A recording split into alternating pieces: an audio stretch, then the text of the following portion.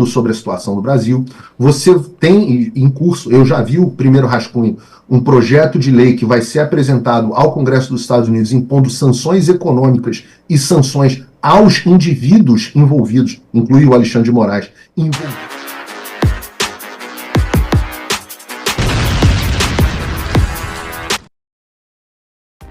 façam o tal do triplo C.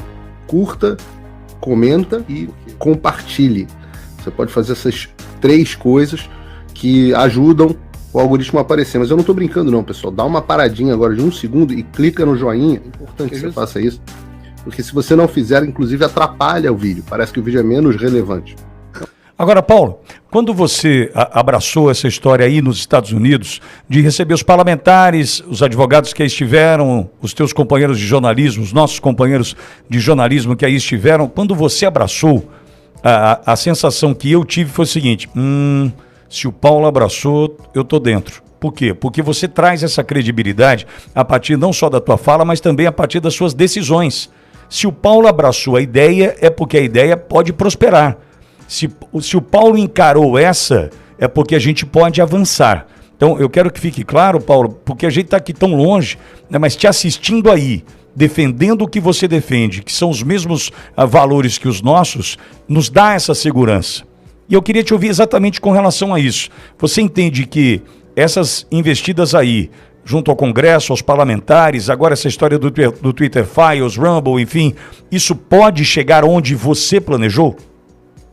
Pode, porque o que aconteceu nessa história, né? Primeiro, são 2 lados que a gente tem que observar do tabuleiro. O primeiro é você entender que não há um problema apenas no Brasil. Há um vírus se espalhando pelo mundo contra a liberdade de expressão. E o ministro Barroso articula muito isso, dizendo que a extrema-direita se protege com o discurso de liberdade de expressão. Não é isso. É que realmente há, apenas pela parte da esquerda no mundo inteiro, uma tentativa louca de frear a liberdade de expressão, porque depois que eles perderam o monopólio da imprensa que eles tinham, eles começaram a tomar fumo em todas as eleições. Então, esse é um vírus global, é um problema que está acontecendo no Canadá, é um problema que está acontecendo na Alemanha, é um problema que está acontecendo na França, Nova Zelândia, Austrália, essa semana tiveram um problema muito forte. Então, é um problema mundial, é uma diferença de visão de mundo, onde desde do iluminismo, que o ministro Barroso também gosta de falar muito, mas eu acho que ele não leu nada sobre o iluminismo, apesar de eu achar ele muito preparado, é estranha, são decisões das declarações dele, havia um consenso de que a liberdade de expressão era um pilar do Ocidente. E hoje esse consenso não existe mais. Então você tem que entender que é um problema global que está no Brasil com as suas consequências no Brasil. Eu brinco de dizer, falo isso com muita frequência, que é como se fosse um vírus que se espalhou pelo mundo. Eu acho que essa metáfora todo mundo hoje entende. Um vírus que se espalhou pelo mundo e depende do sistema imunológico de cada país para ver o quanto que o vírus vai fazer mal. No Brasil, como a gente teve esses 30 anos de esquerda, o nosso sistema imunológico era muito ruim. E nós nos tornamos o pior exemplo do mundo. Isso ficou muito claro pelo que o Elon Musk disse, né? Ele opera em 190 países, o Brasil é o pior deles em liberdade de expressão. Isso diz muita coisa, diz que a gente está pior que a Venezuela, por exemplo, onde o X, o Twitter, opera normalmente. Mas esse é um problema global. Essa é a primeira parte da análise. A segunda parte da análise é você ver que não seria possível que isso tudo tivesse acontecendo se não fosse o respaldo que o Alexandre de Moraes tem. Esse respaldo internacional que ele tem, das pessoas que apoiam essa visão. Então, eu enxergo muita fortaleza, muita coragem, eu não desprezo o papel individual do ministro Alexandre de Moraes, mas eu acho, de fato, que ele só é possibilitado de fazer o que fez por conta do respaldo internacional. E eu digo isso com evidências. Primeiro você pode olhar as reportagens do David Agape, mostrando as conexões internacionais do TSE, que foi publicada há mais ou menos um mês atrás. Não sei se o Agape já teve aqui na Rádio Oliveira, se não teve. Não, ainda não, Paulo. Então, sugiro que o convide, até passo o contato, reportagens incríveis. Depois você teve uma reportagem do Financial Times, isso é muito grave, e depois, acho que foi a Andréa Sadi, não, a Natuza Neri, repercutiu num podcast dela na Globo News, onde eles se gabam de que os Estados Unidos enviou o diretor ou diretora da CIA, agora não me lembro mais, o secretário de defesa, que é o chefe do Pentágono, o Jake Sullivan, que era o assessor de assuntos internacionais, e vários outros burocratas por meses no Brasil para chantagear e ameaçar militares, civis, políticos, burocratas, técnicos, a não, ou seja, a garantirem que o Alexandre de Moraes tinha poder irrestrito. Isso foi feito por pressão internacional. Também foi feita uma pressão, uma reportagem longa da Piauí a esse respeito, mostra como a esquerda esteve no Congresso dos Estados Unidos e articulou com a extrema esquerda do Congresso americano uma série de pressões no Brasil, fizeram moções, resoluções, falaram com o Departamento de Estado. Então houve essa pressão internacional para permitir que o Alexandre chegasse lá. E o terceiro aspecto da análise é você olhar e falar assim, bom, no Brasil não há mais meios de ação. O Nicolas Ferreira, meu amigo, de quem eu admiro tanto, deputado, ele fez um discurso uma vez, mais ou menos uns 6 meses, um ano atrás, acho que uns 6 meses atrás, muito emocionado, onde ele diz, eu queria fazer mais. Vocês acham que eu não quero fazer mais? Eu queria fazer mais, mas eu não tenho meios. Eu não tenho como, a gente não tem mais o que fazer. Quando você olha todos esses cenários, você pensa, olha, talvez tenha algo a ser feito de fora. Assim como a esquerda tem os aliados dele de fora, a direita precisa ter os aliados dela de fora. Qual o problema nessa história? E eu sei que o pessoal fica muito chateado quando eu faço essas coisas, mas assim, meu trabalho como jornalista não é ser animador de torcida. Então eu tenho que dizer, o presidente Bolsonaro, um dos grandes deméritos dele foi não ter olhado para o exterior com respeito. Ele achava bobagem, ele é um cara tão preocupado com o Brasil que ele ficava falando, eu tenho que cuidar do Brasil, não tenho que cuidar do exterior. Então ele não aproveitou a relação dele com o Donald Trump o suficiente. O próprio Eduardo Bolsonaro, esse sim, que viajava nos Estados Unidos, construiu uma rede de relacionamentos nos Estados Unidos e na Europa invejável, não tinha o respaldo o suficiente do pai para fazer as coisas que tinha que fazer. Essa é a triste realidade. Então, em 2022, não havia nenhuma conexão entre a direita americana e a direita brasileira. E aí que entra o momento de arregaçar as mangas e começar a construir isso. Isso foi um processo muito lento. Alguns contatos o Eduardo Bolsonaro tinha, alguns eu tinha, e a gente foi começando a bater nas portas. Primeira vez que a gente foi, quase ninguém quis receber a gente. Cara, são malucos. Mas a gente foi batendo de porta em porta, batendo de porta em porta, batendo de porta em porta, até que as pessoas começaram a nos ouvir e falar, esse cara não é maluco. E o que permitiu que eu fizesse isso, ironicamente, foi o Alexandre. Porque eu podia dizer, eu sou um jornalista com passaporte cancelado. Eu sou um jornalista censurado. Eu sou um jornalista perseguido. E não é qualquer jornalista, é o jornalista que apresentava o programa mais assistido de política do Brasil. Prêmio Best, melhor programa político do Brasil, todas as premiações. Eu sou bloqueado. E aí as pessoas começaram a ouvir. Primeiro um congressista aqui, depois outro ali. Aí a gente encontrou o Chris Smith, que já conhecia o Brasil, o membro mais antigo do Congresso dos Estados Unidos, o presidente o chairman, né? Aqui não sei como é que chama no Brasil, presidente do subcomitê de direitos humanos do Comitê de Relações Exteriores, uma pessoa muito influente, e a gente começou até a mensagem sendo propagada. Ainda tem muita coisa para fazer. A gente abriu uma nova frente no Comitê Judiciário, que foi quem divulgou os documentos das decisões do Alexandre, vai divulgar novas decisões envolvendo o Rumble, talvez envolvendo as outras redes sociais. A gente está botando luz sobre o que está acontecendo no Brasil. A gente vai ter, sim, eu não sei ainda a data, possivelmente no início de maio, a audiência dentro do Congresso dos Estados Unidos, onde você vai ter pessoas internacionalmente, pessoas renomadas, depondo sobre a situação do Brasil.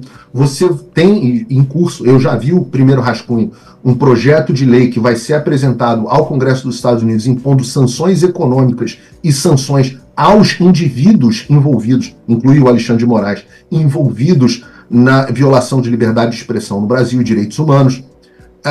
Esse é um processo. É um processo. Paulo, qual o objetivo?